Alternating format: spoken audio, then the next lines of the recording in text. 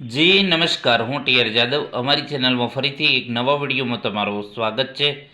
મિત્રો, આ વિડીયોમાં વાત કરીશું વાયરલેસ પીએસઆઈ ભરતી 2026, જેનું નોટિફિકેશન જાહેર થયું છે, જેમાં 950+ જગ્યાઓ છે, જેમાં PSI wireless technical operator, PSI motor transport, head constable, driver mechanic grade 1. તો તેના વિશે આ વિડીયોમાં ચર્ચા કરીશું. તો મિત્રો, અહીં તમે જોઈ શકો છો, ગુજરાત પોલીસ ભરતી બોર્ડ દ્વારા જાહેરાત થઈ છે. તો ગુજરાત રાજ્ય પોલીસ દળમાં વર્ગ 3 જે કેટેગરીની વાયરલેસ તથા મોટર ટ્રાન્સપોર્ટ વિભાગની જગ્યાઓ સીધી ભરવાથી ભરવા માટેની જાહેરાત. તો કે ગુજરાત રાજ્ય પોલીસ દળમાં તકનીકી સેવાઓ હેઠળની જે વાયરલેસ વિભાગ તથા મોટર ટ્રાન્સપોર્ટ વિભાગના ક્લાસ 3 જે સંવર્ગની જે ભરતી છે, નીચે મુજબ ખાલી જગ્યાઓ ભરતી નિયમો મુજબ સીધી ભરતીથી ભરવા માટે ગુજરાત પોલીસ ભરતી બોર્ડ દ્વારા ફક્ત ઓનલાઈન અરજીઓ મંગાવવામાં આવનાર છે. જેમાં વાત કરીશું વાયરલેસ વિભાગમાં, જેમાં જાહેરાત ક્રમાંક તમે અહીં જોઈ શકો છો, જેમાં જે પોલીસ સબ ઇન્સ્પેક્ટર વાયરલેસ અને ટેકનિકલ ઓપરેટર કુલ જગ્યાઓ 172 પોલીસ સબ ઇન્સ્પેક્ટરમાં છે, જ્યારે ટેકનિકલ ઓપરેટરમાં 698, ટોટલ 870 જગ્યાઓ છે. જેની જે છે પોલીસ સબ ઇન્સ્પેક્ટર વાયરલેસ અને ટેકનિકલ ઓપરેટરની જે શૈક્ષણિક લાયકાતની વાત કરીશું તો બેચરલ ડિગ્રી હોવી જોઈએ, એટલે કે સ્નાતક હોવું જોઈએ, ગ્રેજ્યુએટ, જેમાં ડિગ્રી ઇન એન્જિનિયરિંગ અથવા તો ટેકનોલોજી, બીટેક અથવા તો B, electronics and communication, electronics and telecommunication, electronics engineering, information technology, information and communication technology, computer engineering, computer science, minimum 4 વર્ષનો કોર્સ હોવો જોઈએ, બરાબર. કોઈ પણ જે સંસ્થા સાથે એજ્યુકેશનલ ઇન્સ્ટિટ્યૂશન ગવર્મેન્ટ માન્ય.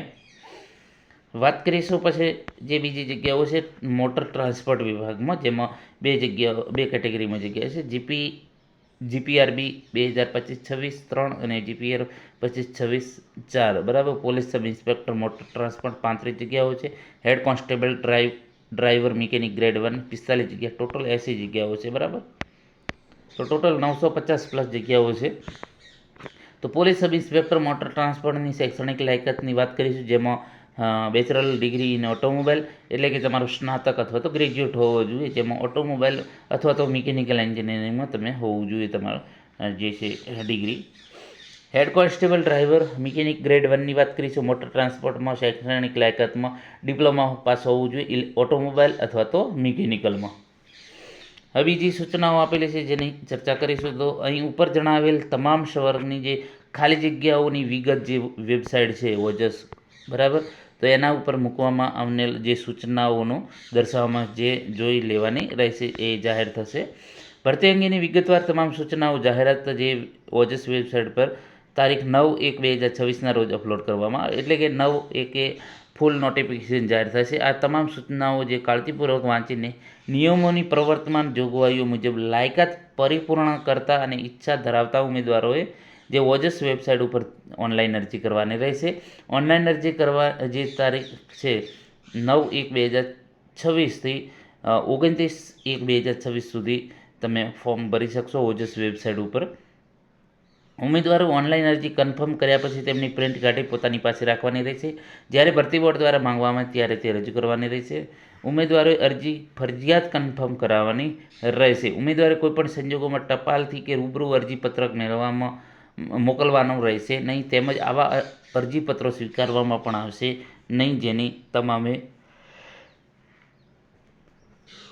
નોંધ લેવાની. આ જાહેરાત તથા ભરતી પ્રક્રિયાની કોઈપણ કારણોસર ફેરફાર કરવાની કે રદ કરવાની આવશ્યકતા ઊભી થાય તો ભરતી બોર્ડ સરકારશ્રીનો સંપૂર્ણ હક અધિકાર રહેશે. ભરતી બોર્ડ આ માટે કોઈ કારણો બંધાયેલ નથી. ઉપરોક્ત ભરતીને લગતી જે વખતો-વખત સૂચનાઓ ગુજરાત પોલીસ ભરતી બોર્ડની જે વેબસાઇટ છે gprb.gujarat.government પર જોવાની રહેશે. 6/1/2026 નિર્જા ગોટરુ આઈપીએસ અધ્યક્ષ પોલીસ ગુજરાત પોલીસ ભરતી બોર્ડ અને પોલીસ મહાનિર્દેશક ગાંધીનગર. તો મિત્રો, આ જે છે ભરતી જાહેર થઈ છે, 9 તારીખે ફોર્મ ભરવાના ચાલુ થશે. જે પણ જેને લાગુ પડે એ પ્રમાણે આ ફોર્મ ભરી દેજો અને 9 તારીખે ફોર્મ ભરવાનું ચાલુ થઈ જશે ઓનલાઈન. જો વિડીયો પસંદ આવે તો લાઇક, શેર અને મિત્રો ચેનલને સબસ્ક્રાઈબ કરવાનું ન ભૂલતા. Thank you for watching this video.